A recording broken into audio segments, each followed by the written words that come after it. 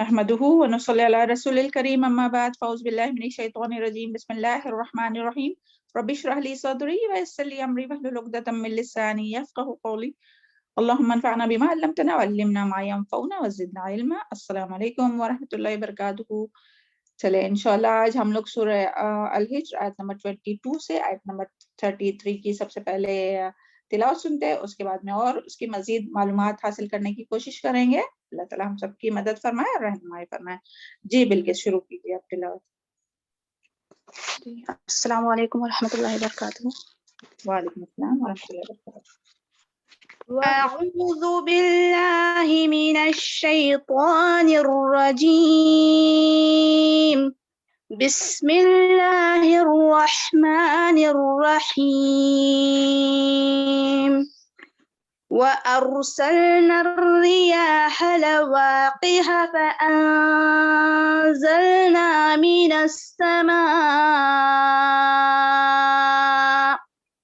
مِنَ السَّمَاءِ مَاءً فَأَسْقَيْنَاكُمُوهُ وَمَا أَنْتُمْ لَهُ بِخَازِنِينَ. وَإِنَّا لَنَحْنُ نُحْيِي وَنُمِيتُ وَنَحْنُ الْوَارِثُونَ. وَلَقَدْ عَلِمْنَا الْمُسْتَقْدِمِينَ مِنكُمْ وَلَقَدْ عَلِمْنَا الْمُسْتَأْخِرِينَ. وَإِنَّ رَبَّكَ هُوَ يَحْشُرُهُمْ إِنَّهُ حَكِيمٌ عَلِيمٌ. وَلَقَدْ خَلَقْنَا الْإِنسَانَ مِنْ صَلْصَالٍ مِنْ حَمَإٍ مَسْنُونٍ. وَالْجَانَّ خَلَقْنَاهُ مِنْ قَبْلُ مِنْ نَارِ السَّمُومِ. وَإِذْ قَالَ رَبُّكَ لِلْمَلَائِكَةِ إِنِّي خَالِقٌ بَشَرًا مِنْ صَلْصَالٍ مِنْ حَمَإٍ مسنون. فَإِذَا سَوَّيْتُهُ وَنَفَخْتُ فِيهِ مِنْ رُوحِي فَقَعُوا لَهُ سَاجِدِينَ. فَسَجَدَ الْمَلَائِكَةُ كُلُّهُمْ أَجْمَعُونَ إِلَّا إِبْلِيسَ أَبَى أَنْ يَكُونَ مَعَ السَّاجِدِينَ. قَالَ يَا إِبْلِيسُ مَا لَكَ أَلَّا تَكُونَ مَعَ السَّاجِدِينَ. قَالَ أَلَمْ أَكُنْ لِأَسْجُدَ لِبَشَرٍ خَلَقْتَهُ مِنْ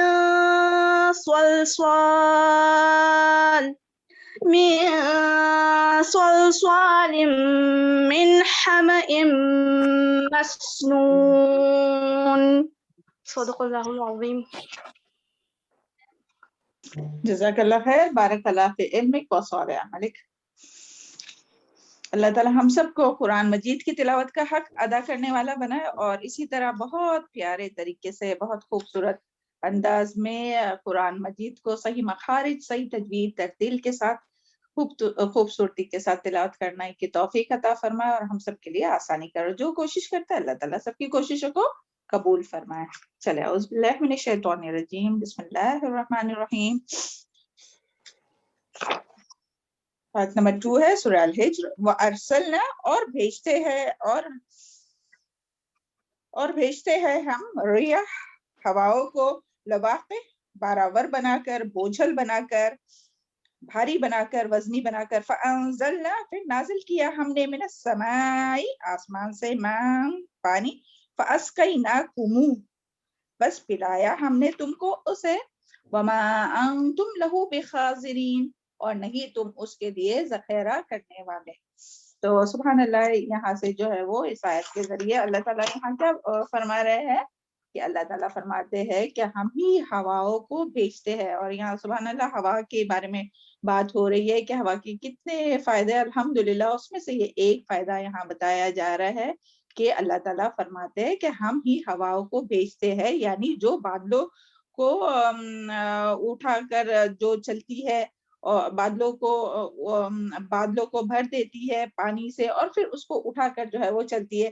تو بس تھوڑا سا امیجن کیجئے آپ لوگ کہ جب بارش برستی ہے تو سبحان اللہ کتنے ہم لوگ امیجن کر سکتے ہیں کتنے ٹنوں ٹن کتنا پانی ہوتا ہوگا پوری زمین پر، جب ہر جگہ جب بارش ہوتی ہے، بعض دفعہ ایک ساتھ ایک ہی ساری جگہ پر ہوتی ہے، بعض دفعہ کچھ علاقے میں ہوتی ہے کچھ علاقے میں نہیں ہوتی ہے، تو دیکھیں اگر اس کو جمع کیا جائے سبحان اللہ تو وہ کتنا پانی ہوگا۔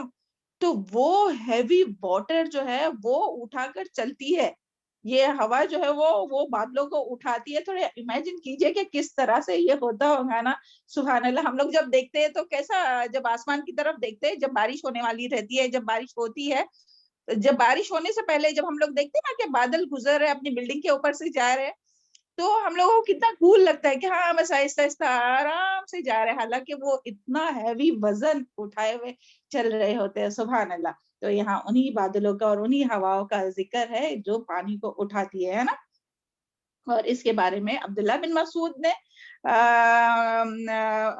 عبداللہ بن مسعود نے اس کے بارے میں وَأَرْسَلْنَا رِيحَ الْلَوَاقِحِ، یہ جو ہے نا لواقح کہ باراور یا بوجھل یا ہیوی، ہاں بوجھ اٹھا کر کے بارے میں فرمایا کہ ہوا کو بھیجا جاتا ہے اور وہ آسمان سے پانی لیتی ہے، پھر بادلوں کو چلاتی ہے، حتیٰ کہ بادلوں سے اس طرح پانی برسنے لگتا ہے جس طرح بہت زیادہ دودھ دینے والی اونٹنی دودھ دھوتی ہے۔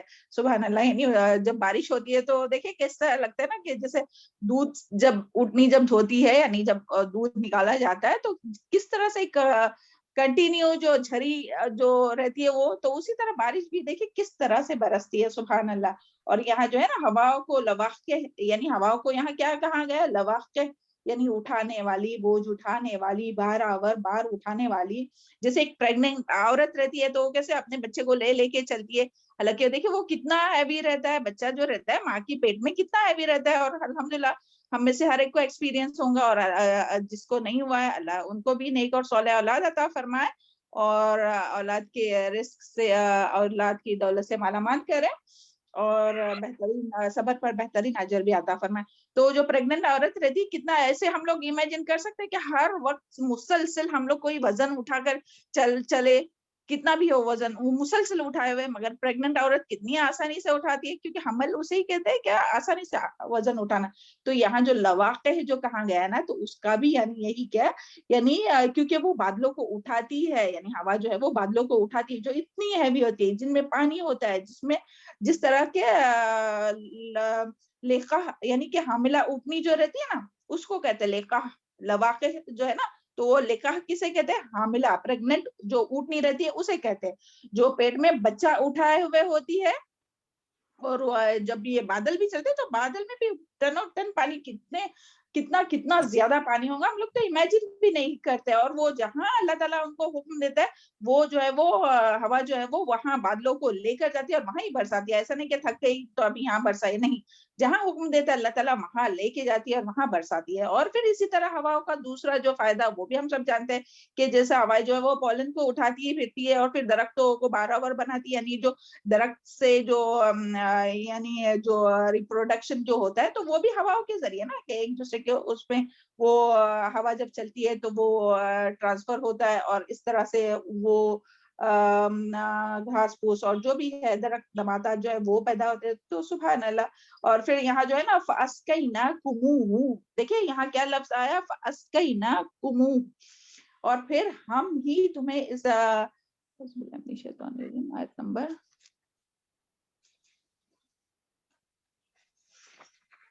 ہاں فَأَسْقَيْنَاكُمُ، ہاں تو یہ جو ورڈ ہے نا کہ بس پلایا ہم نے تم کو، یعنی اللہ تعالیٰ یہاں فرما رہے ہیں کہ ہم اسے پلاتے، یہ پانی جو آپ پی رہے نا وہ خود سے نہیں تم کو مل رہا ہے بلکہ ہم تمہیں پلاتے ہیں، یعنی پھر کہ ہم نے وہ تمہیں پلایا، یعنی کہ ہم نے تمہارے لیے میٹھا پانی نازل کیا تاکہ تم اسے پی سکو، اور اگر ہم چاہے تو اس پانی کو کڑوا کر دے، کھاری بنا دے، جیسے کہ اور یہ کھاری ہو سکتا ہے نا، پانی جو ہے وہ سار ہو سکتا ہے، کیوں؟ کیونکہ جو دیکھیں جو وہ جو ہوا جو ہے یعنی سمندر سے جو پانی اٹھتا ہے نا، جو بھاپ بن کر اٹھتا ہے، واٹر سائیکل سب لوگوں نے اسکول میں پڑھے ہوں گے، وہ تھوڑا امیجن کیجئے واٹر سائیکل کیسا رہتا ہے، سمندر سے جو نمکین پانی رہتا ہے وہ جو ہے وہ ہوا اٹھاتی ہے اور وہ پھر اوپر اٹھتا ہے اور پھر آسمان پر جاتا ہے، اور پھر جب وہ برستا ہے بادلوں سے تو وہ کیا وہ نمکین بن کر برستا ہے، واٹر سائیکل یاد ہے نا سب کو، تو وہ کیا ہوتا ہے پھر، وہ کیا کون ہوتا ہے وہ اس کو چینج کرنے والا، کھارے پانی کو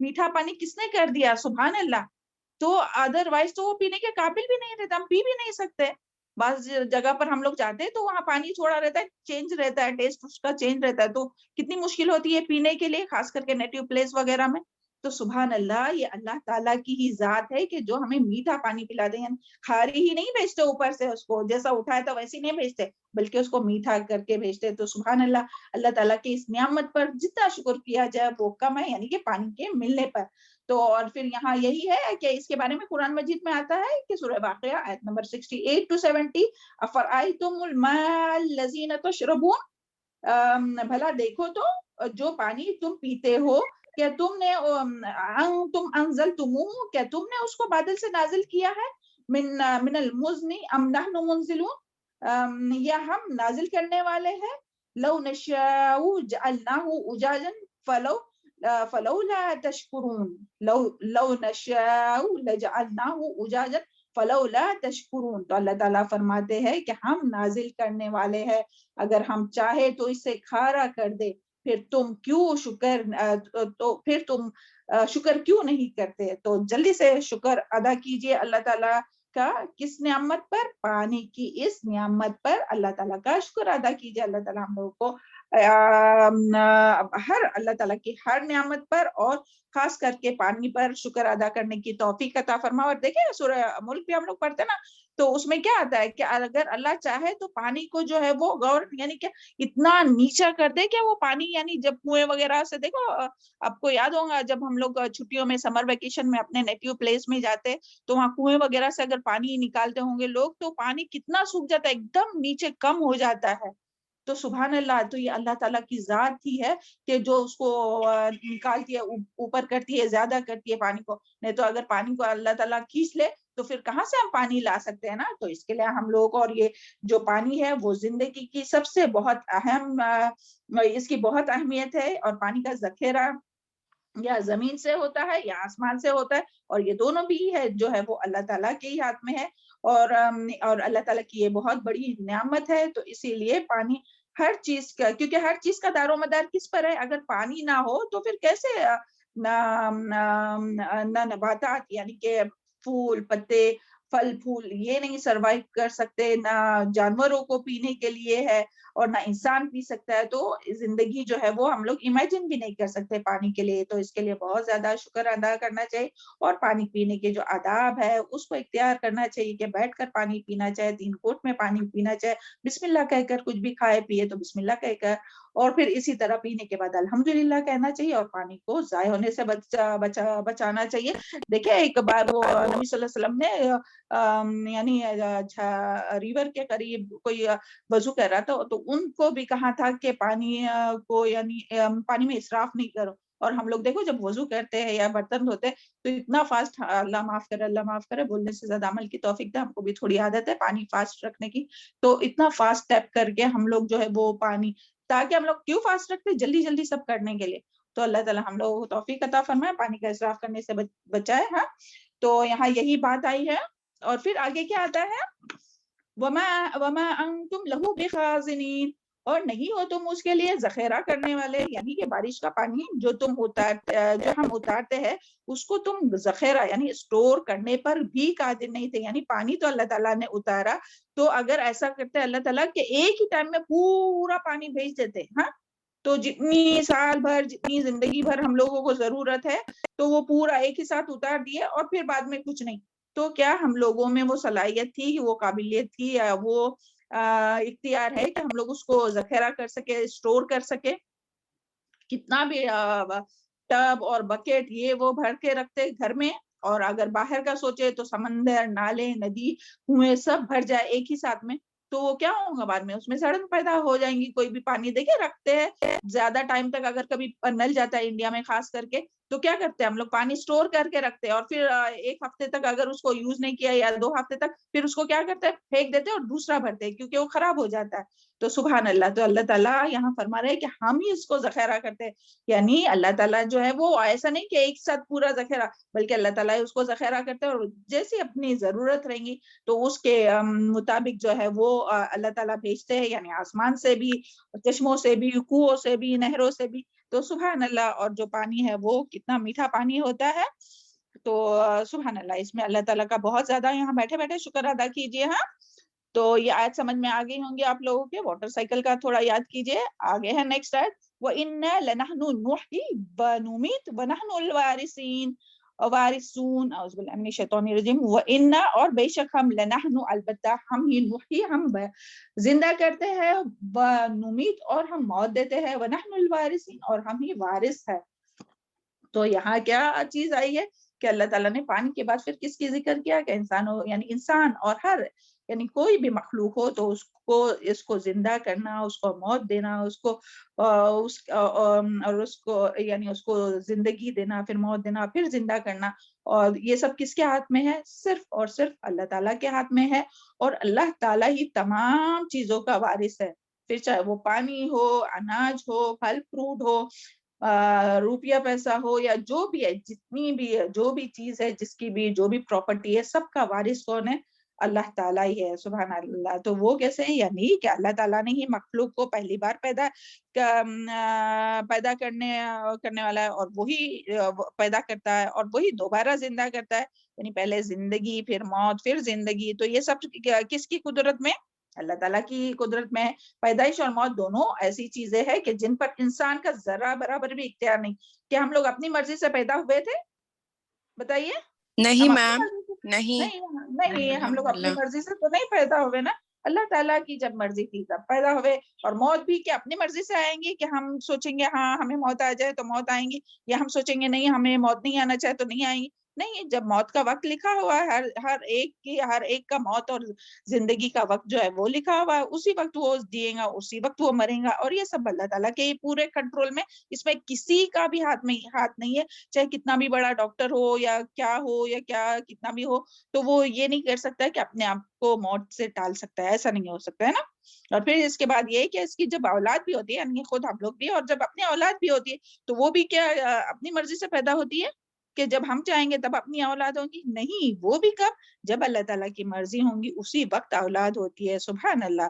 تو اولاد کے ملنے پر بھی شکر ادا کیجیے. ہاں, پھر اسی اولاد کو, یعنی موت بھی اور زندگی بھی, وہ سب کس کے قدرت کے قبضے قدرت میں؟ اللہ تعالیٰ کی ہی قبضے قدرت میں. اور یہ سلسلہ جو ہے وہ چلتے رہتا ہے. ہم پھر اپنی اولاد, پھر ان کی اولاد, پھر ان کے اولاد, جس طرح سے ہمارے والدین تھے, پھر دادا پردادا جو بھی تھے, تو ان کے بعد جو ہے ہم لوگ ہیں, اس کے بعد جو ہے وہ قیامت تک جو ہے یہ نسل جو ہے وہ چلتی رہیں گی. ہاں, تو اور ہر چیز جو بھی انسان کمائی کرتا ہے وہ اس کا, یعنی بس ٹیمپرری طور پر اس کا وہ وارث ہوتا ہے.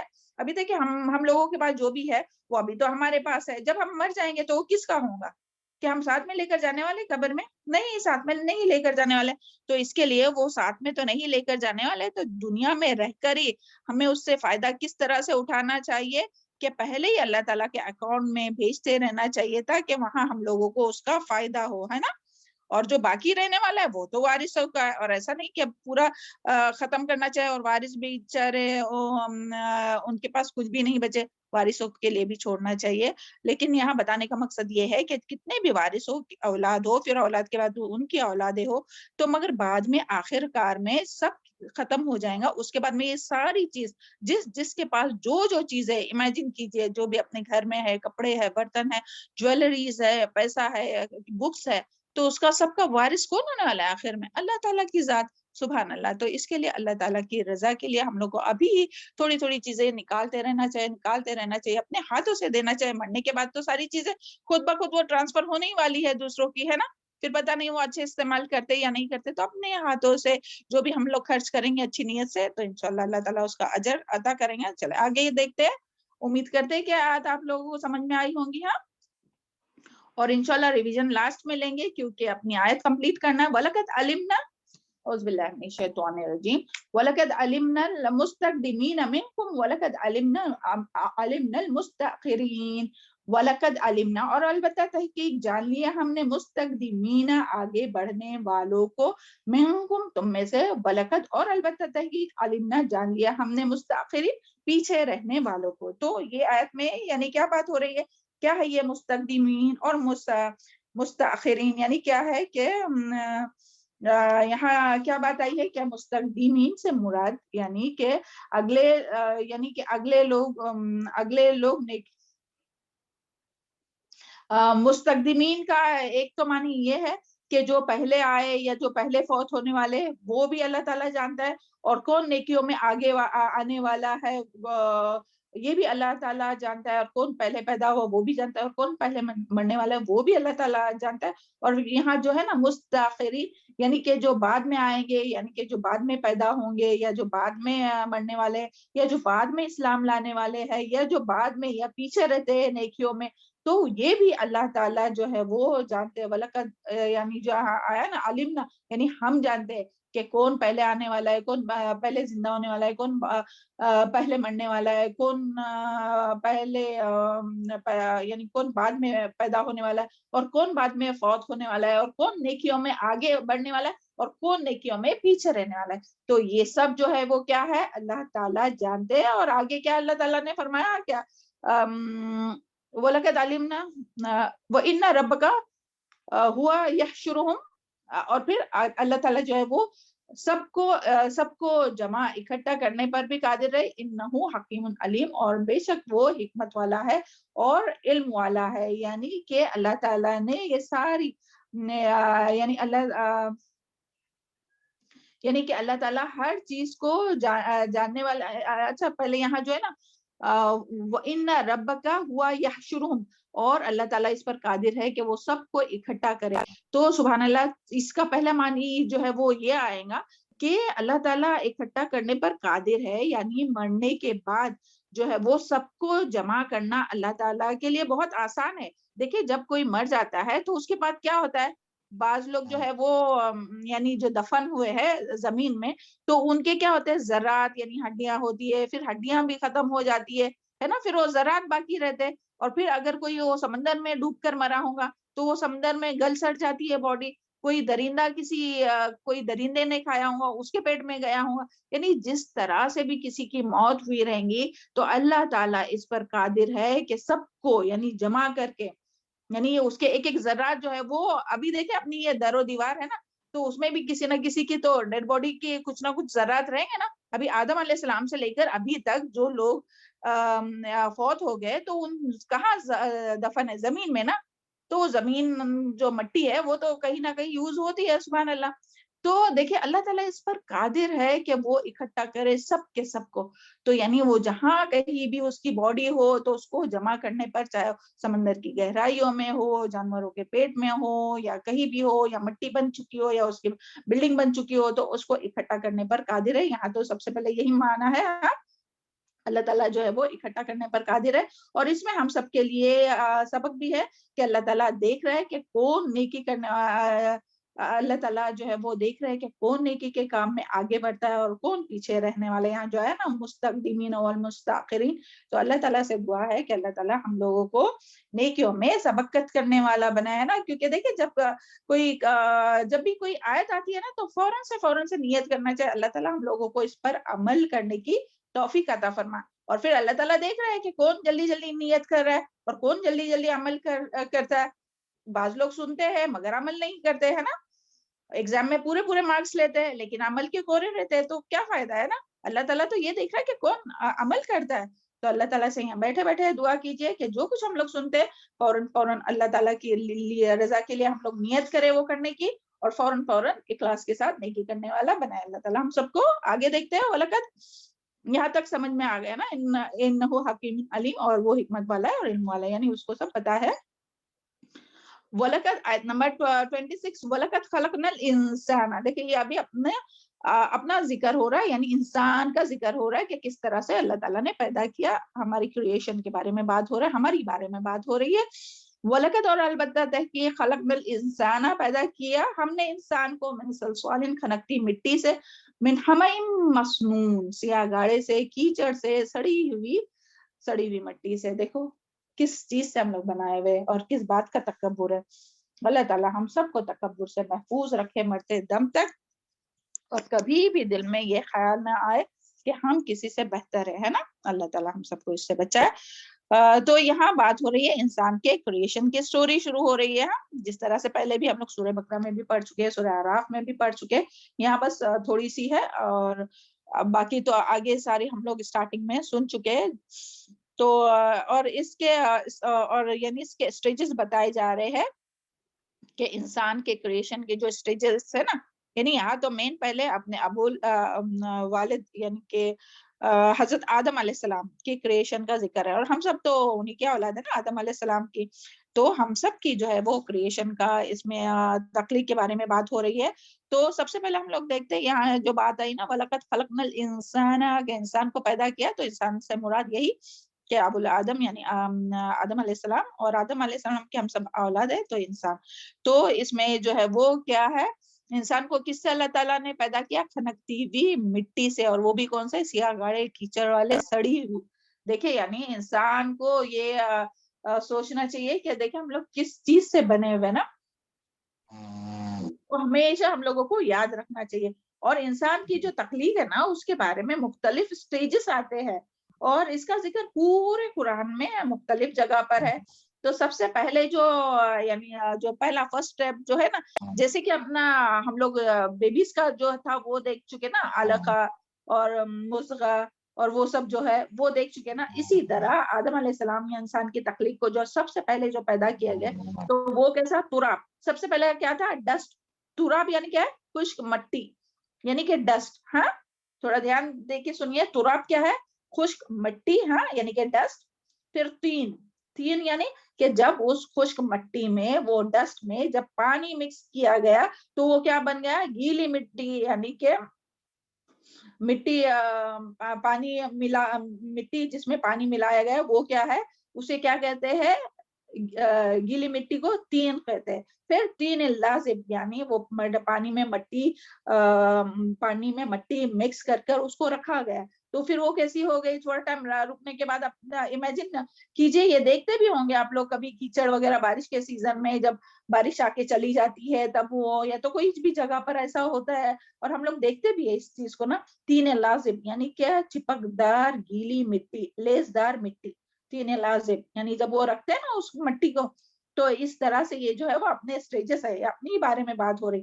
ہم مسنون یعنی ایسی مٹی جو گل سڑ کر سیاہ یعنی کہ بلیک ہو گئی ہے, اور جس میں خمیر اور بو بھی آنے لگی. یعنی وہ مٹی جو ملی ہوئی نا, پانی میں مٹی میں پانی ڈال کر جو ملا کے رکھا ہوا ہے, وہ مٹی جو ہے وہ اتنی کالی ہو گئی ہے اور اتنی بدبودار, اس میں خمیر نہیں ایسے فیس آتا ہے, وہ آ گیا ہے خمیر کے جیسا, اور پھر اس میں بو بھی آ گئی ہے, یعنی اتنی سڑان جیسی پیدا ہو گئی.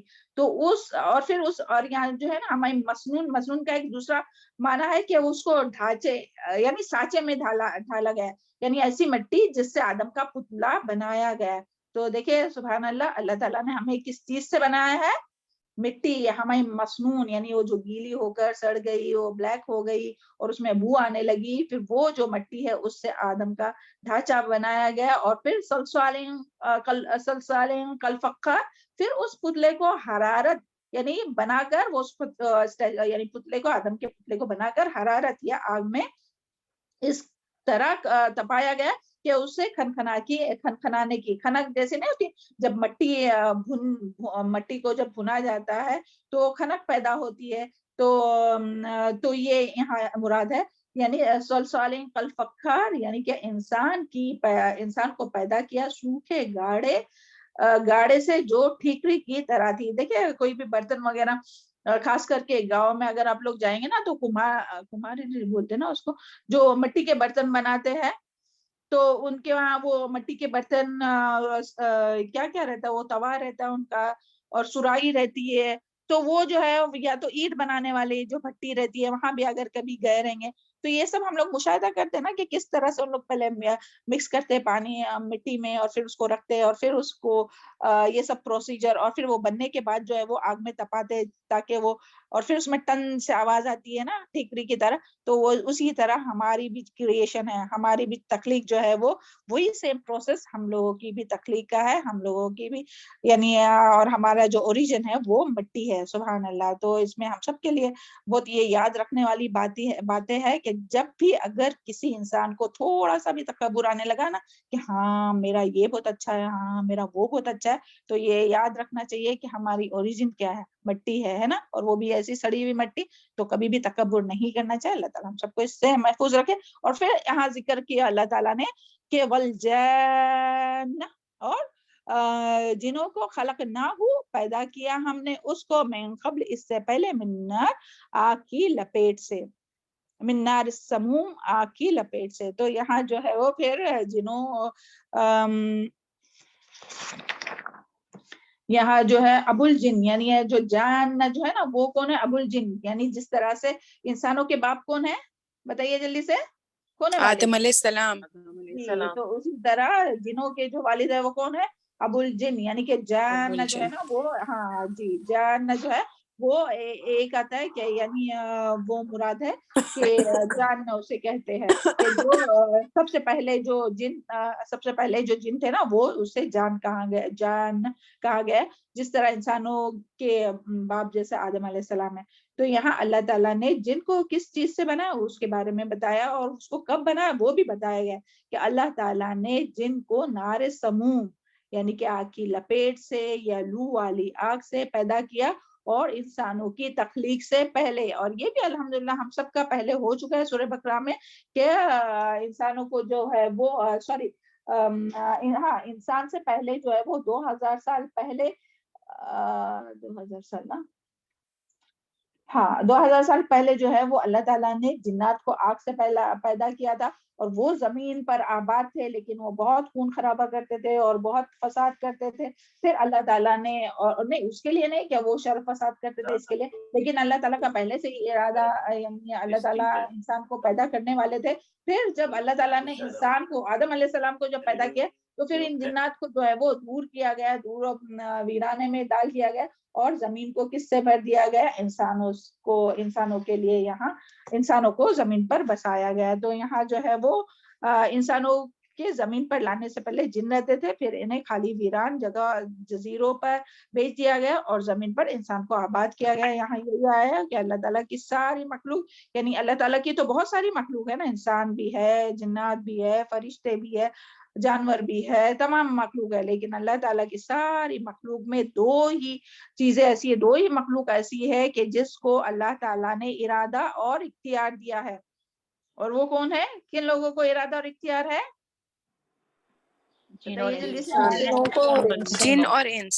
جنوں اور انسان کو ہی بس ارادہ اور اختیار کی آزادی ہے. باقی سب جو ہے یعنی فرشتے بھی جو ہے وہ اپنی مرضی نہیں بلکہ وہ اللہ تعالیٰ کی مکمل اطاعت کرتے رہتے ہیں اور کبھی بھی اللہ تعالیٰ کی نافرمانی نہیں کرتے. اور لیکن اللہ تعالیٰ نے جنات کو اور انسان کو پیدا کیا، اور اس کے لیے جنت میں اور جہنم میں جانے والے بھی کون ہوں گے؟ جنات اور انسان ہی ہوں گے. اور جنات اور انسان کو پیدا کرنے کا مقصد کیا ہے؟ پیدائش کا مقصد کیا ہے بتائیے جلدی سے. کیوں پیدا کیا اللہ تعالیٰ؟ عبادت کے لیے. جی انس والجن الا لیعبدون. جی بارک اللہ فیکم.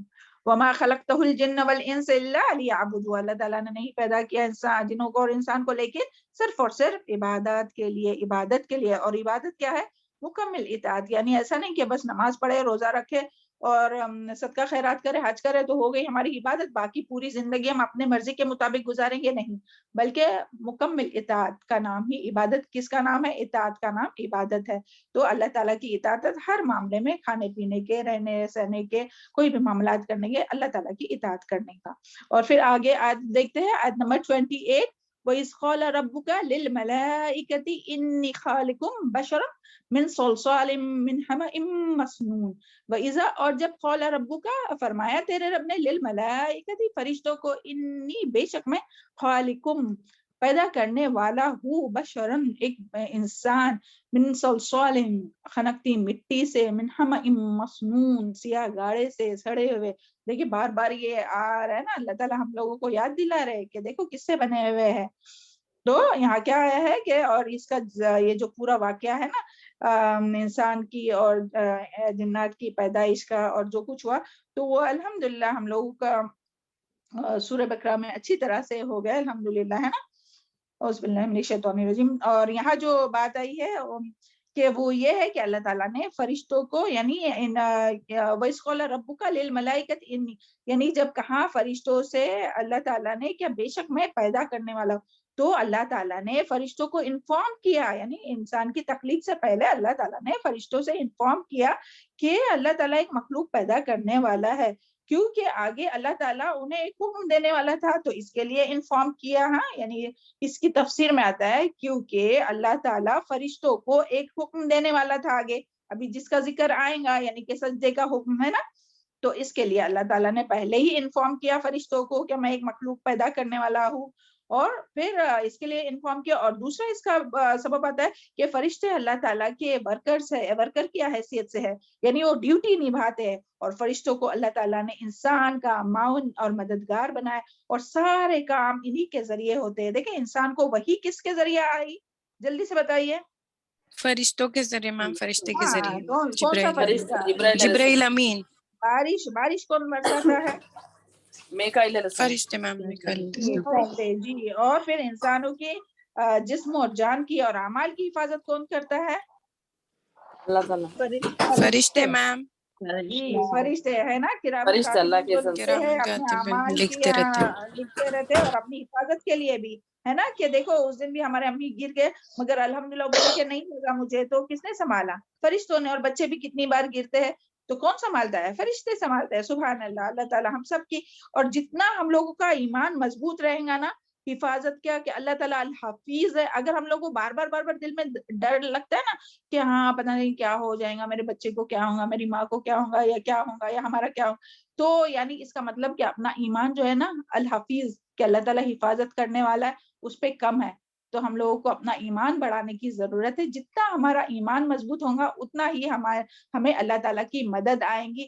یعنی اللہ تعالیٰ اپنے گمان کے مطابق فیصلہ معاملہ کرتے ہیں. اگر ہم گمان رکھیں گے نا کہ نہیں اللہ تعالیٰ حفاظت کریں گے، تو کہیں بھی کوئی بھی ہو تو اللہ تعالیٰ ان کی حفاظت کرتے رہیں گے. اور ہم لوگوں کو دعائیں بھی کرنا چاہیے ان کی حفاظت کے لیے، پہلے بھی ہو چکا تھا. ہاں، تو اور اسی طرح پھر روح قبض کون کرتا ہے؟ روح قبض کرنے والے بھی کون ہوتے ہیں؟ السلام. ملک الموت. ملک الموت میم. ملک الموت جو رہتے ہیں وہ روح. تو یعنی کہ سارے جو کام یہ ہوتے ہیں رحمت بھیجنے کے لیے بھی، اعمال نامے کے لیے بھی، ہر چیز کے لیے، تو یہ فرشتوں کو ڈیوٹی دینا تھا ساری. تو اس کے لیے اللہ تعالیٰ نے جو ہے وہ فرشتوں کو انفارم کیا. پھر آگے ہم لوگ دیکھتے ہیں کہ، اور یہاں جو بار بار جو ذکر آیا نا، تو یہ بھی یعنی انسان کے، اس کا شاید آگے ہے، یعنی یہاں بھی انسان کو ایک یاد دہانی ہے کہ دیکھو کس چیز سے تم بنائے گئے ہو نا، کہ کھنکتی ہوئی مٹی سے اور سڑے ہوئے گاڑے سے. تو یہ یہاں یاد دہانی، یہ یاد کرایا جا رہا ہے اپنے کو. اور پھر آیت نمبر 29 دیکھتے ہیں، فَإِذَا سَوَّيْتُهُ،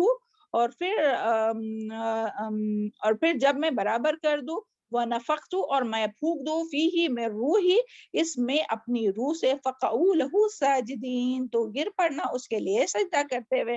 پھر یہاں اللہ تعالیٰ نے کیا حکم دیا ہے فرشتوں کو کہ یہاں اللہ تعالیٰ، یہاں انسان کی قدر قیمت کا پتہ چلتا ہے. یہاں سے کیا، کس بات کا پتہ چلتا ہے؟ اس آیت سے جو ہے وہ انسان کی قدر و قیمت کے بارے میں پتہ چلتا ہے. کس سے؟ سب سے پہلے تو یہاں دیکھیے فَإِذَا سَوَّيْتُهُ، پھر جب میں برابر کر دوں، یعنی کہ ان کا اسٹرکچر بنا کر پھر اس کو کھڑا کروں، پھر اس کی فنیشنگ کروں، یعنی سب اچھے سے ہو جائے، یعنی کہ سب برابر کر دوں. یعنی اللہ تعالیٰ نے انسان کو ایک خاص اہتمام کے ساتھ بنایا. ایسا نہیں کہ بس وہ بنایا اور ایسے ہی چھوڑ دیا، نہیں، بلکہ اس کے نوک پلک کو سنوارا، اور یہ جو ہے نا سب وہی تو اس کی نوک پلک کو سنوارا، خوبصورت کیا، اس کو اچھا کیا، یعنی اس کا جو وجود تھا وہ مکمل کیا، سبحان اللہ۔ اور پھر جو بات آئی ہے نا وَنَفَخْتُ فِيهِ مِن رُوحِي، اور پھر اس میں وَنَفَخْتُ اور میں پھونک دوں فِيهِ اس میں مِن رُوحِي یعنی کہ اپنی روح سے۔ تو یہاں اس کا کیا مطلب ہے، یعنی انسان صرف مٹی سے نہیں بنا بلکہ اس کے اندر روح ہے، اور جو اللہ تعالیٰ کی پھونکی ہوئی ہے، لیکن روحی یعنی جو ہے نا میں اپنی روح، تو اس کا مطلب یہ نہیں ہے کہ اللہ تعالیٰ کی روح ہے اور یہ کیا اللہ نے انسان میں ڈال دیے، یعنی اللہ تعالیٰ کی روح اللہ تعالیٰ نے انسان میں ڈال دی، اس کا مطلب یہ بالکل بھی نہیں ہے۔ اور اس کا مطلب یہ بھی نہیں ہے کہ انسان جو ہے وہ اللہ تعالیٰ کا حصہ ہے، کیونکہ یہاں جو ہے وہ لفظ آیا ہے روح ہی، میری روح۔ تو بعض اوقات اس سے لوگ غلط مطلب نکالتے ہیں، غلط مفہوم اس سے لیتے ہیں، غلط سمجھتے ہیں، اور وہ کیا کہتے ہیں نعوذ باللہ کہ بعض لوگ کیا کہتے ہیں اس آیت کا غلط مفہوم کیا لیتے کہ اللہ تعالیٰ کی ذات حلول کر گئی انسان کے اندر، یعنی انسان کے اندر جو ہے وہ اللہ بستا ہے۔ اللہ تعالیٰ کہاں ہے؟ اگر کوئی پوچھے آپ سے اللہ تعالیٰ کہاں ہے تو بتائیے کہاں ہے اللہ تعالیٰ؟ اپنے اندر عرش پر میم، نہیں میم۔ عرش پر۔ جی شاباش، بارک اللہ فی علمک۔ تو اللہ تعالیٰ اپنے اندر نہیں ہے کہ ہاں ہمارے اندر اللہ تعالیٰ نہیں، اللہ تعالیٰ جو ہے وہ عرش پر مستوی ہے، جیسے اس کی استطاعت یعنی جیسے اس کو مستوی ہونا اس طرح سے اللہ تعالیٰ عرش پر مستوی ہے، عرش پر ہے۔ تو یہ جو ہے وہ عقیدہ بالکل بھی درست نہیں ہے۔ تو یہاں یہی بات آئی ہے، اور دوسری بات جو یہاں پتہ چلتی ہے کہ اللہ کی طرف سے روح کی نسبت جو یہ کی گئی ہے نا، اللہ کی طرف سے روح کی جو نسبت کی گئی ہے تو وہ اضافت شریف ہے، یعنی کہ ایسی نسبت عزت کی وجہ سے ہوتی ہے، یعنی اللہ تعالیٰ اگر کسی چیز کو عزت دینا چاہتا ہے نا تو اس طرح سے نسبت کرتا ہے، جیسے کہ ہم لوگ کہتے ہیں نا کہ بیت اللہ، اللہ تعالیٰ کا گھر، تو کیا اس گھر میں اللہ تعالیٰ رہتے ہیں؟ نہیں، پھر کیوں ہے ایسی نسبت؟ کیونکہ اس کی عظمت ہے، اس کی عزت ہے، احترام ہے، اس کے لیے بیت اللہ کہا جاتا ہے نا۔ تو سبحان اللہ، تو اس کا مطلب یعنی جو ہمیں یعنی انسانوں کے لیے جب یہاں آیا نا کہ روح ہی میں اس میں اپنی روح پھونک دوں، تو یہ احترام اور عزت کے لیے آیا ہے۔ اور پھر اس سے اور ایک بھی جو بات پتہ چلتی ہے کہ یہ روح کے بارے میں جو ہم لوگوں کو پتہ چلتی ہے کہ ایک روح جو ہے نا وہ بہت محترم، بہت قابل عزت چیز ہے، سبحان اللہ۔ اور اس کے ذریعے اللہ تعالیٰ نے تمام مخلوق کے اوپر جو ہے وہ یعنی عزت دی انسانوں کو۔ وَلَقَدْ كَرَّمْنَا بَنِي آدَمَ، انسان معزز مخلوق ہے، اس کے لیے نسبت اللہ تعالیٰ نے اپنی طرف کی، یہ اس کا ذکر وَلَقَدْ كَرَّمْنَا بَنِي آدَمَ، یعنی ہم نے عزت دی آدم علیہ السلام کو، اس کے لیے جو ہے وہ اپنی روح کی یہاں بات کی گئی، صرف انسان کے لیے، اور کوئی بھی مخلوق کے لیے اللہ تعالیٰ نے ایسا نہیں کہا، بلکہ اور اس سے ہم لوگوں کو روح کے بارے میں بھی امپورٹنٹ پتہ چلتی ہے کہ روح جو ہے وہ اللہ تعالیٰ کی طرف سے آئی ہے۔ اور جسم کس سے بنا ہوا ہے؟ مٹی سے میم۔ مٹی سے۔ تو ہم کو جسم کی غذا ہم کو کہاں سے ملتی ہے؟ زمین سے۔ اور روح کی غذا ہم کو زمین سے ملتی ہے؟ نہیں میم، اللہ کی کتاب سے اور تلاوت اور اللہ کی جی سبحان اور اللہ۔ حدیث سے۔ اچھا اس کا ایکسپیرینس ابھی ہو رہا ہے آپ کو اس مجلس میں؟ ابھی ہم لوگ بیٹھے تو ابھی جو اپنی کیفیت ہے وہ 1 گھنٹہ پہلے اپنی تھی کیا اتنی ایسی کیفیت؟ بتائیے، کچھ تو فرق آیا ہوگا اپنی روح میں۔ روح اپنی سرشار ہوتی ہے، خوش ہوتی ہے، کس سے؟ جب آسمان سے جو اس کو غذا ملتی ہے نا، یعنی یہ قرآن جیسے ابھی تلاوت کی، الحمدللہ بارک اللہ فی علمک، بلقیس نے تلاوت کی، اس کے بعد یہ جو ابھی ہم لوگ قرآن سن رہے سبحان اللہ، تو اس سے اپنا ایمان مضبوط ہو رہا ہے، تو اپنا جو روح ہے نا اس کو غذا مل رہی ہے، اور یعنی سبحان اللہ۔ اور اس کے بارے میں اللہ تعالیٰ پوچھیں گے، یہ جو روح ہے نا وہ اللہ تعالیٰ کی امانت ہے ہم لوگوں کے پاس، اگر ہم روح کو غذا نہیں دیں گے اور اس کو ایسے ہی چھوڑ دیں گے، صرف جسم کو غذا دیں گے، تو پھر قیامت کے دن کیا ہم جواب دیں گے اللہ تعالیٰ کو؟ اور پھر کوئی نیکی کا کام کر ہی نہیں سکتا صرف جسمانی غذا کھا کر۔ کسی بھی انسان کو نیکی کرنے کی طاقت اور قوت اسی وقت ملتی ہے جب ہم جسمانی روح کے ساتھ، جسمانی غذا کے ساتھ ساتھ روحانی غذا بھی حاصل کرے اور اپنی روح کو بھی مضبوط کرے. اللہ تعالیٰ ہم سب کو بولنے اور سننے سے عمل کرنے کی توفیق عطا فرمائے. اور تیسری بات جو ہے وہ کس طرح سے اللہ تعالیٰ نے عزت دی، قدر منزلت دی آدم انسان کو. فَقَعُوا لَهُ سَاجِدِينَ، تو اللہ تعالیٰ نے کیا فرمایا، فرشتوں کو حکم دیا کہ جب میں انسان کو برابر کر دوں اور پھر اس میں روح پھونک دوں، یعنی روح ڈالنے کے بعد ہی، ایسا نہیں کہ مٹی کا پتلا ہے کہ جو کوئی نہیں رہتا، جو اسٹیچوز بناتے ہیں، مورتیاں جو رہتی ہے کس کی رام کی شام کی، اللہ تعالیٰ رحم کرے تمام انسانوں کے اوپر کہ وہ مٹی کے پتلوں کو پوجتے ہیں جبکہ اس کے اندر روح نہیں ہے. تو اللہ تعالیٰ نے اگر عزت بھی دی، اور یہ تو تھا تعظیمی سجدہ تھا، وہ تو شریعت میں بعد میں وہ جائز بھی نہیں ہے، مگر جو تعظیمی سجدہ بھی جو کرایا گیا وہ اس وقت کہ جب اس میں روح پھونک دی گئی ہے نا. تو پھر کیا حکم دیا اللہ تعالیٰ نے، سجدے میں گر پڑنا. اس کا مطلب یہ کہ انسان کی روح ایک بہت قابل عزت چیز ہے، اور نکلنے کے بعد، روح نکلنے کے بعد کیا باقی رہتا ہے بتائیے؟ جب روح نکل جاتی ہے تو کچھ باقی رہتا ہے؟ اس کا نہیں میم. نیم، اس کا اسٹیٹس، اس کا مال، اس کا کچھ باقی رہتا ہے؟ جو بھی اس کا بڑے سے بڑا اسٹیٹس ہو، جو بھی اس کا نام ہو، پرائم منسٹر ہو، پریسیڈنٹ ہو، ایسا بولتے ہیں کہ پریسیڈنٹ مر گیا کہ یہ ہو گیا، کہ اس کی باڈی میت بولتے ہیں نا. کتنا بھی بڑا ہو، عالم فاضل ہو، تو کیا بولتے ہیں اس کو؟ میت. اس کا نام بھی نہیں رہتا اس کے سامنے. تو یعنی روح کی وجہ سے اس کی عزت ہے. سبحان اللہ. پھر آیت نمبر 30 دیکھتے ہیں ہم لوگ. اعوذ باللہ من الشیطان الرجیم. فسجد الملائکۃ، تو سجدے میں تو سجدہ کیا فرشتوں نے، کلہم اجمعون، سب کے سب نے اکٹھا ہو کر. تو یعنی کہ سارے فرشتوں نے اللہ تعالیٰ کے حکم کو مانا اور آدم علیہ السلام کے آگے سجدے میں گر پڑے. کلہم اجمعون، یہاں سے اللہ کیا ہے کہ کلہم اجمعون، یعنی کہ سب کے سب نے سجدہ کیا، سب نے جمع ہو کر. یعنی یہاں جو ایک بار دیکھیں یہاں آیا تھا نا کہ کلہم، پھر واپس سے اجمعون کی کیوں بات آئی، کہ 2 بار کیوں آیا کہ سب کے سب نے اکٹھے، یعنی کہ سب نے at a time, same time پر، تمام جتنے بھی وہاں تھے سب نے سجدہ کیا، تمام فرشتوں نے جو ہے وہ ایٹ اے ٹائم سجدہ کیا. اور اللہ تعالیٰ نے انسان کو، یعنی اللہ تعالیٰ نے انسان کو اتنی قدر دی، لیکن انسان یہ نعمتیں پا کر بھی ہم کیا کر رہے ہیں؟ اور انسان سے بڑھ کر کوئی نافرمان ہے ہی نہیں، ہے نا. فرشتوں کے ذریعے جو اللہ تعالیٰ کی ایسی مخلوق ہے جو کبھی بھی اللہ تعالیٰ کی نافرمانی نہیں کرتی، تو ان کے ذریعے اللہ تعالیٰ نے انسان کو سجدہ کروایا. اور آج جو ہے وہ انسان کیا کرتا ہے؟ دیکھیں، اللہ تعالیٰ ہم سب کو اللہ تعالیٰ کی نافرمانی سے محفوظ رکھے. اور یہ جو سجدے کی بات ہو رہی نا، یہ سجدہ تعظیمی ہے، عبادت کے طور پر سجدہ کرنے کا حکم نہیں دیا کہ تم سجدہ کرو اس کو، ہے نا. یہ اللہ تعالیٰ، بس یہ ایک اللہ تعالیٰ کا حکم ہے، اس کے لیے فرشتوں نے مانا. لیکن یہ جو ہے وہ یعنی نبی صلی اللہ علیہ وسلم کی جو شریعت میں جو ہے وہ تعظیمی سجدہ بھی جو ہے وہ جائز نہیں ہے. یعنی پہلے کی شریعت میں جائز تھا تعظیمی سجدہ، لیکن محمد صلی اللہ علیہ وسلم کی شریعت میں یہ تعظیمی سجدہ بھی جو ہے وہ جائز نہیں ہے. یعنی اگر کوئی بڑا آدمی ہے تو اس کے سامنے سجدے میں گرنا، جیسے کوئی بعض لوگ ہوتے ہیں نا کہ کوئی یعنی ان کا کلچر رہتا ہے یا کیا رہتا ہے واللہ عالم، کہ ایک دم وہ جھک کر ملتے ہیں بڑوں سے نا، کوئی بڑے یہ رہیں گے نا تو ایک دم جھک کے ملتے ہیں. اور کوئی نان مسلم تو بیچارے وہ پیر میں یعنی گر کے پتہ ہے آپ لوگوں کو، دیکھے ہوں گے آپ لوگوں نے کہ کیسا وہ ملتے ہیں، کوئی ایسے بڑا جی لوگ میم.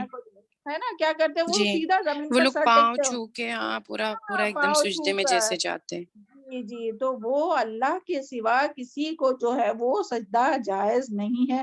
اور وہ دیکھے کس طرح سے کرتے ہیں. تو یہ اللہ تعالیٰ سب کی رہنمائی فرمائے اور سب کو دین حق کی توفیق عطا فرمائے. اور جو اپنے مسلمان بھائی ہے، بہنیں ہیں، ان کا بھی دیکھے وہ کہاں سجدہ کرتے ہیں، بتائیے جلدی سے کہاں کرتے ہیں سجدہ؟ میم مزاروں پہ، درگاہوں میں جا کے، ہاں ولی اللہ کے اپنے بڑے سامنے. بزرگ کو بھی کرتے ہیں میم، دادا دادی کو، نانا نانی کو، اپنے ماموں مامانی کو. ہاں جی جی میم. جی بالکل بالکل. تو یہ سب ہے کہ اللہ تعالیٰ رہنمائی فرمائے. مزاروں پر جاتے اور وہاں سجدے میں گر پڑتے اور دعائیں کرتے رہتے. اللہ معاف کرے ہم سب کو اور ہم سب کے اہل و عیال کو اور دنیا کے تمام مسلمانوں کو، اور صحیح علم، قرآن اور سنت کا صحیح علم نصیب فرمائے اور عمل کرنے کی توفیق عطا فرمائے. اور ان تعلیمات کو دوسروں تک اخلاص کے ساتھ اور یقین کے ساتھ اور حکمت کے ساتھ پہنچانے کی توفیق عطا فرمائے، اور جو کوتاہی ہم لوگوں سے ہوتی ہے وہ معاف کر۔ چلے پھر آگے دیکھتے ہیں، الا ابلیس، لیکن کیا ہوا سوائے ابلیس کے، ابا اس نے انکار کیا، یکون ما کہ وہ ہو جائے ساتھ ماس ساجدین، کہ وہ ہو جائے سجدہ کرنے والوں میں سے۔ ابھی آپ لوگ کہیں گے کہ یہ ابلیس کہاں سے یہاں آ گیا ہے نا، تو ابلیس کے بارے میں ہم سب پہلے بھی جانتے ہیں کہ جو ابلیس جو ہے وہ اللہ تعالیٰ کے بہت نیک بندوں میں سے تھا، یعنی ابلیس جو تھا، یعنی جنات تو سارے زمین پر تھے، لیکن وہ اتنی عبادت کرتا تھا، اتنا نیک تھا، اور اتنا کہ اس کو پھر جو ہے وہ اللہ تعالیٰ نے فرشتوں کے ساتھ رکھا جنت میں، سبحان اللہ، اس کی عبادت کی وجہ سے، اس کی نیکیوں کی وجہ سے۔ تو کیا ہے یہاں کیا بات آئی ہے، جب اللہ تعالیٰ نے فرشتوں کو سجدے کا حکم دیا تو سب نے آدم کے سامنے سجدے میں گر پڑے، لیکن ابلیس نے کفر عناد کیا، ضد کی وجہ سے، حسد کی وجہ سے اور تکبر کی وجہ سے آدم علیہ السلام کو سجدہ کرنے سے انکار کیا۔ اور یہاں سے کیا بات پتہ چلتی ہے کہ اس آیت کے ذریعے ہمیں یہ بات پتہ چلتی ہے کہ ابلیس نے تکبر کیا، حالانکہ ابلیس بہت بڑا ابلیس کوئی بہت نافرمان تھا اللہ تعالیٰ کا، بتائیے؟ نہیں میم، بہت عبادت گزار تھا نا، بہت سبحان اللہ، بہت عبادت گزار تھا، اس لیے فرشتوں کے ساتھ رہتا تھا، اور وہ نافرمان نہیں تھا، لیکن اس کو اپنی عبادت کا غرور ہوا۔ دیکھیں یعنی اس سے بھی پتہ چلتی ہے، یعنی ہم لوگوں کو بہت محتاط ہو کر زندگی گزارنا چاہیے، یہ نہیں سمجھنا چاہیے کہ ہاں ہم تو قرآن کے طالب علم ہیں، ہم تو نماز بھی پڑھتے، ہم تو روزے بھی رکھتے، ہم تو یہ نیکی کرتے، تو یہ غرور جو ہے نا وہ بہت بری چیز ہے کسی چیز کا۔ تو دیکھیں وہ بھی جو تھا وہ نیک لوگوں میں سے تھا، بہت نیک تھا، اس کے لیے تو فرشتوں کے ساتھ رہنے لگا تھا، تو اس کو اپنی عبادت کا غرور ہوا۔ اللہ تعالیٰ ہم سب کو اس سے محفوظ رکھے۔ تو نیکی کے ساتھ اس نے جو ہے وہ نیکی کے ساتھ اس میں تکبر آ گیا کہ میں بھی کوئی چیز ہوں، ادروائز تو دیکھیں اگر وہ نافرمان رہتا اور کرتا تو الگ بات تھی، مگر وہ نیک تھا، اس کے باوجود اس میں جو ہے وہ یہ آ گیا کہ تکبر آ گیا، اور یہ آیا بھی اسی لیے کہ ہاں میں بھی کوئی، یعنی اس نے اچھا تھا، وہ نیک تھا، اسی لیے تو تکبر آیا نا۔ تو اس سے بھی ہم لوگوں کو بہت سبق لینا چاہیے اور بہت بچتے رہنا چاہیے، بہت محتاط رہنا چاہیے۔ اور یہاں اسے یہ بھی کہ اس کی نیکی نے اس کو اتنی ہمت دی کہ وہ اللہ تعالیٰ کے حکم کا انکار کرے۔ تو اللہ تعالیٰ ہم سب کو اس سے محفوظ رکھے کہ میں کیوں سجدہ کروں، اور علم کا جو تکبر ہے وہ سب سے بدترین تکبر ہے۔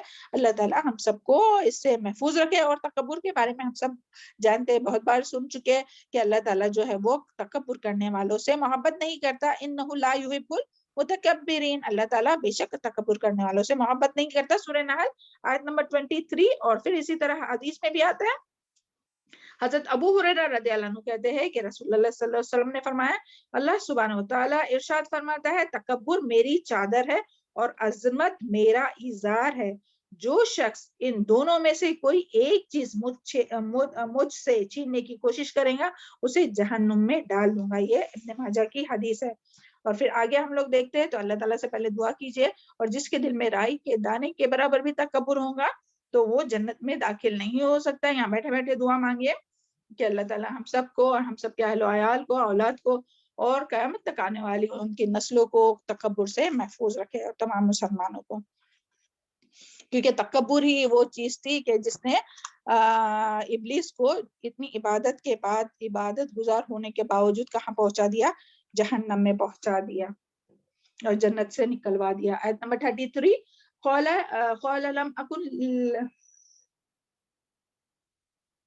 آیت نمبر 33 نا، قال لم اکن لاسجد لبشر خلقته من صلصال من حماء مسنون، کہ اس نے کہا کہ نہیں ہوں میں کہ سجدہ کروں لبشر، کسی انسان کو، خلقتہ کہ پیدا کیا تو نے اس کو کھنکتی ہوئی مٹی سے، بچتی ہوئی مٹی سے اور کیچڑ سے سڑے ہوئے، یعنی پہلے اللہ تعالیٰ نے اس کو پوچھا، یہاں جو ہے نا یہ ہو گیا نا، ہاں قال یا ابلیس مالک، ہاں فرمایا، ہاں ابلیس، ہاں مگر اس کی تفسیر ہو گئی، ابلیس کیا ہے تجھ کو، کیا نہیں ہے تو سجدہ کرنے والا؟ تو یعنی اللہ تعالیٰ نے جب اس کو پوچھا کہ کیوں تو نے سجدہ نہیں کیا، تو تب جو ہے وہ اس نے کیا کہا، ابلیس نے کیا کہا کہ ابلیس نے اللہ تعالیٰ سے کہا کہ میں آدم کو سجدہ نہیں کروں گا جسے تو نے سڑی ہوئی مٹی کے گاڑے سے پیدا کیا جبکہ مجھے آگ سے پیدا کیا ہے اور جو کہ مٹی سے برتر اور بالا ہے. اور اس کا ذکر جو ہے وہ سورہ الاعراف آیت نمبر 12 میں بھی آتا ہے کہ اس نے کیا کہا تھا ابلیس نے, انا خیر من, کہ میں اس سے بہتر ہوں, خلقتنی من نار وخلقتہ من طین, کہ اسے تو نے مٹی سے پیدا کیا, مجھے آگ سے پیدا کیا. تو بہرحال یہ جو آگ جو ہے وہ مٹی جو ہے وہ آگ سے بہتر ہے یا تو اس کے بارے میں ہم لوگ سورہ بقرہ میں پڑھ چکے, تو یہاں بھی وہ ریوائز نہیں کریں گے. بس یہاں یہی ہے کہ ابلیس نے کیا کہا کہ میں اس سے بہتر ہوں, مجھے تو نے آگ سے پیدا کیا اور اسے مٹی سے پیدا کیا. تو اس میں ہم لوگوں کے لیے یعنی کیا سبق ہے اس آیت میں, اب تک جو آیت ہوئی اس میں, کہ یہ کہ ہمیں اپنے آپ کو دوسروں سے بہتر یعنی اپنے آپ کو دوسروں سے بہتر سمجھنا شیطانی رویہ ہے. بس یہ پہلے ایک پوائنٹ بہت اچھی طرح سے سمجھ لیجئے, بلکہ اپنے پاس نوٹ ڈاؤن کیجئے. اپنے پاس نوٹس تو رہتے مگر یہاں نوٹ ڈاؤن کیجئے اپنے پاس کہ اپنے آپ کو دوسروں سے بہتر سمجھنا شیطانی رویہ. کسی بھی اس میں کوئی بھی فیلڈ رہنے دو, وہ چاہے پکانے کے اس میں ہو, چاہے لکھنے پڑھنے کے اس میں ہو, تلاوت کے معاملے میں ہو, کوئی کام کے معاملے میں ہو, یہ سمجھنا کہ ہاں میں تو اس سے بہتر ہوں, اس سے اچھا تو میں کر سکتی ہوں, اس سے اچھا تو میں بول سکتی ہوں. تو یہ جو ہے نا وہ شیطانی رویہ ہے. تو اللہ تعالیٰ ہم سب کو اس سے محفوظ رکھے. ہاں, پھر دوسری بات, جہاں انسان اپنے آپ کو دوسروں سے بہتر سمجھتا ہے وہی سے اس کا زوال شروع ہوتا ہے. سمجھ میں آئی بات؟ کیا ہوتا ہے کہ جہاں وہ اپنے آپ کو دوسروں سے بہتر, کہ اس سے اچھا تو میں ہوں, اس سے اچھی تو میں ہوں, میں اس سے اچھا یہ کرتی ہوں, میں اس سے اچھا وہ کرتی ہوں. زبان سے بولنا یا زبان قال یا زبان حال. ہاں, بعض دفعہ لوگ منہ سے بولتے ہیں, بعض دفعہ کر کے دکھاتے یا ایسی یعنی کرتے ہیں کہ سمجھتے ہیں کہ وہ جو ہے وہ خود جو ہے وہ دوسرے سے بہتر ہے. تو اس سے کیا ہوتا ہے, زوال شروع ہوتا ہے, اس سے زوال شروع ہوتا ہے. تو یعنی یہاں یہی بات ہے کہ اس سے اس کا زوال شروع ہوتا ہے. تو اس کے لیے ہم سب کو اس سے محفوظ رہنا چاہیے. اور یعنی دیکھیے جیسے ہی اس نے ابلیس نے بولا ویسے ہی اس کو کیا ہوا, جہنم سے جنت سے نکالا گیا نا, اس کا زوال شروع ہو گیا. اور حق کا انکار کرنا اور دوسرے کو حقیر سمجھنا, اس نے حق کا بھی انکار کیا, یعنی اللہ تعالیٰ نے اس کو حکم دیا تھا سجدہ کرنے کا مگر انکار کیا, اور دوسروں کو کمتر اور حقیر سمجھا. تو یہ بھی کیا ہے کہ دوسروں کا حقیر سمجھا, تو اس کی وجہ سے اس کا زوال شروع ہوا. اور اللہ تعالیٰ کے حکم کے سامنے لاجک پیش نہیں کرنا چاہیے, اور یہ بھی کیا ہے, شیطانی رویہ ہے. اللہ تعالیٰ کے حکم کے سامنے ایک ہوتا ہے کہ ہاں چلو نافرمانی ہو گئی اور پھر پچھتا بھی رہے ہیں, ہے نا, جیسے ہم لوگوں سے ہو جاتا ہے نا کہ بعض دفعہ ہم لوگ کوئی حکم پر نہیں عمل کر پاتے, پھر مگر بعد میں دل میں فیل کھٹک آتی ہے دل میں, پھر ہم لوگ توبہ استغفار کرتے. لیکن بعض لوگ ایسے ہوتے, وہ کیا کرتے ہیں کہ لاجک پیدا کرتے ہیں, لاجک بتاتے کہ نہیں ایسا کیسا, یہ ابھی کیسا پاسبل ہے, آج کے زمانے میں ایسے کیسا پاسبل ہے. ارے کیسا پاسبل ہے, وہ سب نہیں اللہ تعالیٰ دیکھ رہے. لاجک نہیں ہم لوگ کو سامنے لانا چاہے کہ ہاں یہ تو ابھی ہو ہی نہیں سکتا, ایسا تو ہو ہی نہیں سکتا. آپ نہیں عمل کرنا نہیں کیجئے, مگر اس میں بات نہیں کرنا چاہیے کہ ہاں کہ یہ تو ہو ہی نہیں سکتا, یا کوئی اپنی لاجک نہیں پیش کرنا چاہے. تو یہ بھی کیا ہے, ابلیس کا رویہ ہے. جیسے کہ اس نے دیکھا صرف سجدہ نہیں کیا بلکہ بتایا بھی, کہاں بھی نا کہ میں تو اس سے بہتر ہوں, تو میں کیوں اس کو سجدہ کروں. تو یہ لاجک پیش کرنا. تو اللہ تعالیٰ ہم سب کو اس سے محفوظ رکھے, اور ہر آیت میں سبق رہتے اللہ تعالیٰ ان سے ہم لوگوں کو فائدہ حاصل کرنے والا بنائے. اور یہاں جو لفظ جو ہاں یہاں اس کا ذکر ہے سلسالن کا جو بار بار ذکر دہرایا گیا نا ان آیت میں, تو وہاں اسی لیے کہ انسان کو ایک اصل حقیقت یاد دلائی جا رہی ہے کہ وہ کس چیز سے بنا ہوا ہے, تاکہ تکبر میں پڑھ کر سرکشی کی زندگی اختیار نہ کرے. چلے آیت نمبر 34 دیکھتے ہیں. قَالَ فَاخْرُجْ مِنْهَا فَإِنَّكَ رَجِيمٌ, اور آگے کی آیت وَإِنَّ عَلَيْكَ اللَّعْنَةَ إِلَى يَوْمِ الدِّينِ, اور بے شک تجھ پر لعنت ہے دن تک, جزا سزا کے دن تک تجھ پر لعنت ہے. تو یہاں کیا بات ہے, یہ کہ ابلیس کا تکبر, ضد اور اللہ تعالیٰ کی جو اس نے نافرمانی کی, اس کی وجہ سے اللہ تعالیٰ نے اس کو جنت سے نکال دیا. اور یہاں جو منہا کی بات آیا نا, منہا کی بات آئی ہے قَالَ فَاخْرُجْ مِنْهَا, اس سے تو یہ منہا سے کون مراد ہے, معزز فرشتے کی جماعت, فرشتوں کی جماعت, یعنی یہ معزز فرشتوں کی جماعت سے اب تو نکل جا.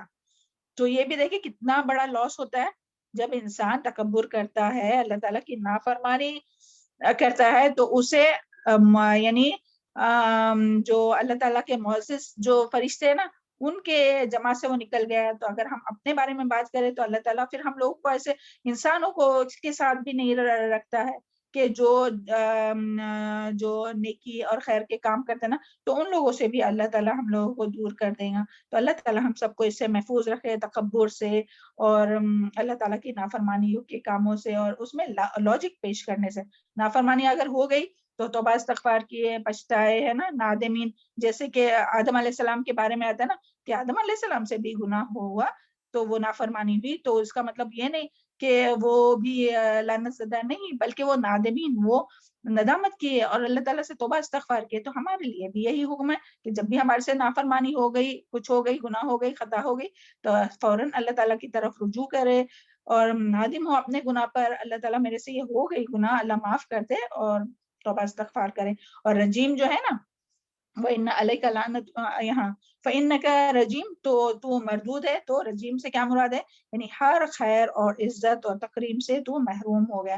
تو یہ جو ہے وہ ابلیس جو ہے وہ رجم سے، یہ پہلے بھی اس کا ہو گیا اپنا معنی ہے، تو وہ محروم ہو گیا. اور وَإِنَّ عَلَيْكَ لَعْنَةُ إِلَى يَوْمِ الدِّينِ، یعنی کہ بے شک تجھ پر لعنت ہے اس دن تک، جزا سزا کے دن تک. یعنی کہ لعنت کا کیا مطلب ہے؟ اللہ تعالیٰ کی رحمت سے دوری.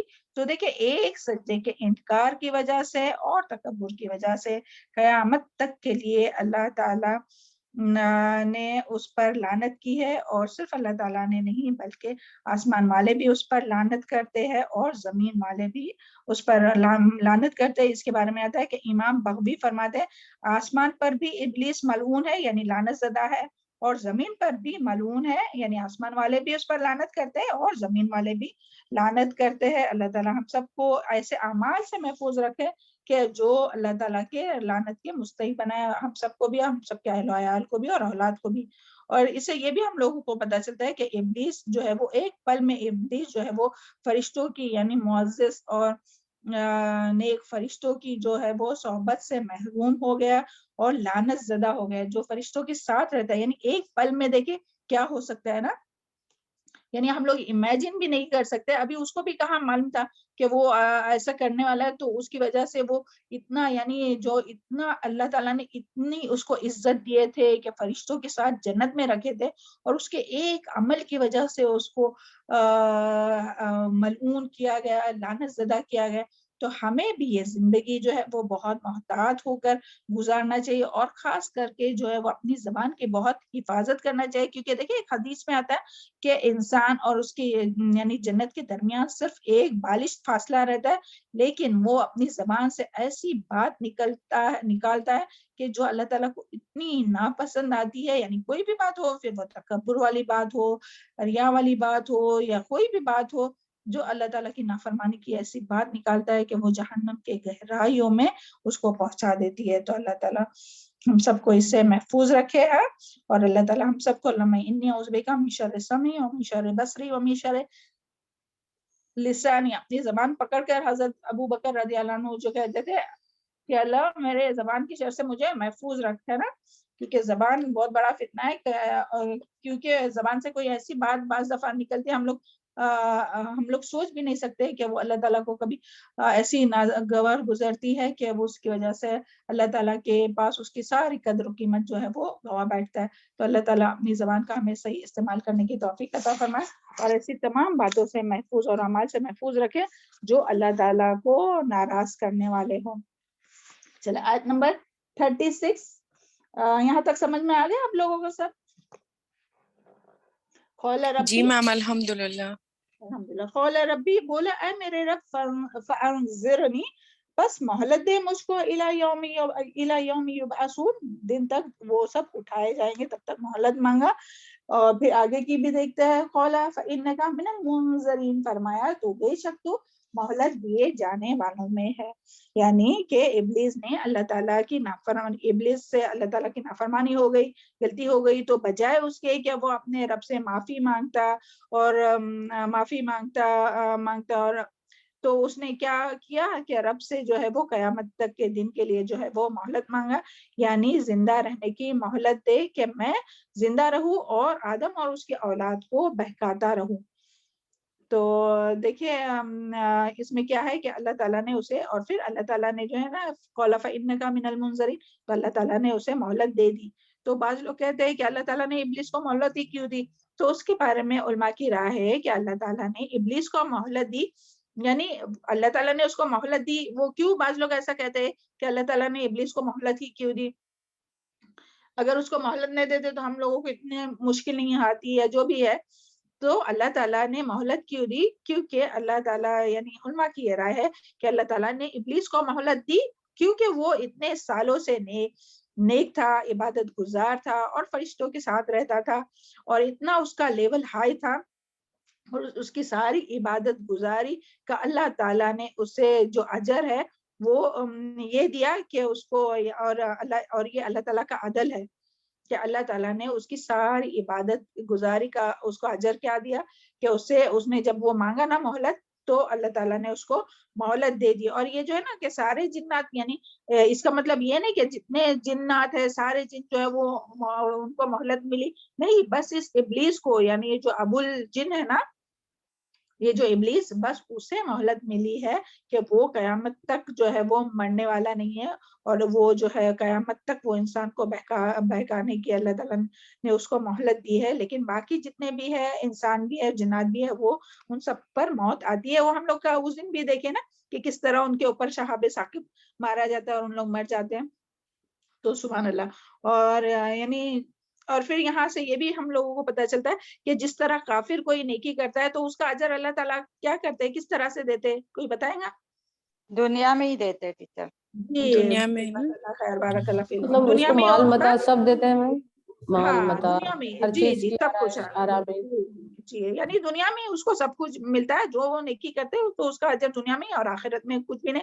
تو اسی طرح بھی جو ہے وہ ابلیس کے ساتھ، ہاں، کیونکہ ابلیس نے بھی کفر کیا، اللہ تعالیٰ کی بات نہیں مان کر انکار کیا، تو اس کے لیے بھی جو ہے وہ اس کو دنیا میں اس کو اجر مل گیا کہ اس نے مانگی مہلت تو اس کو مل گیا، اور پھر جو ہے وہ آخرت میں کچھ بھی نہیں ہے۔ اور یہاں جو آئی ہے نا بات الی یوم وقت المعلوم، یعنی کہ سارے جنات کی موت آتی ہے، لیکن صرف ابلیس کو معلوم وقت، یعنی کیا ہے معلوم وقت، یعنی کہ کیا ہے قیامت، یعنی قیامت تک کی مہلت مل گئی اسے، ڈیل ہے۔ اور قیامت کا علم بھی کس کو ہے؟ یہاں جو ہے نا وقت المعلوم، یعنی اس کو معلوم، قیامت کے بارے میں کس کو معلوم ہے کہ کب آئیں گی؟ وہ صرف اللہ تعالیٰ ہی جانتے ہیں۔ اور اس کے بارے میں آتا ہے کہ جب پہلا سور پھونکا جائے گا نا تب ابلیس کو موت آئے جائیں گی، یعنی قیامت تک، تو جب پہلا سور پھونکا جائے گا تو اس وقت قیامت یعنی اس کو موت آئیں گی۔ اور اس سے ہم سب کو یہ بھی اس میں یہ ہم لوگوں کے لیے سبق ہے کہ ہمیں ابلیس یعنی شیطان سے ہر وقت الرٹ رہنا ہوگا، کیونکہ اس کو تو پوری چھوٹ ملی ہوئی ہے نا، اللہ تعالیٰ نے اس کو پوری آزادی دی ہے نا، اور وہ ہمارا کھلا دشمن ہے نا، وہ جو ہے ابلیس جو ہے وہ ہمارا کھلا دشمن ہے۔ اور اس کا کتنی بار قرآن میں بھی اللہ تعالیٰ نے فرمانا، ان الشیطان لکم عدو فاتخذوہ عدوا، انما، ہاں یہی کہ شیطان یقیناً تمہارا دشمن ہے، لہٰذا تم اسے دشمن ہی سمجھو۔ تو اللہ تعالیٰ نے جو ہے وہ ابلیس کو جو ہے اس کو قیامت تک چھوٹ دی ہے کہ وہ یعنی انسان کو بہکا سکتا ہے۔ تو ہمارے لیے اس میں یہ سبق ہے کہ ہمیں بہت الرٹ ہو کر زندگی گزارنا ہے، کیونکہ وہ کبھی بھی کہیں بھی ہمیں بہکا سکتا ہے قیامت تک۔ اس کے لیے وہ ہم لوگ دعا بھی مانگتے ہیں نا کہ رب اعوذ بک من همزات الشیاطین واعوذ بک رب ان یحضرون، اللہ تعالیٰ ہم لوگوں کو محفوظ رکھے شیطان مردود کے شر سے، اور اس سے بھی کہ وہ ہمارے پاس ہے۔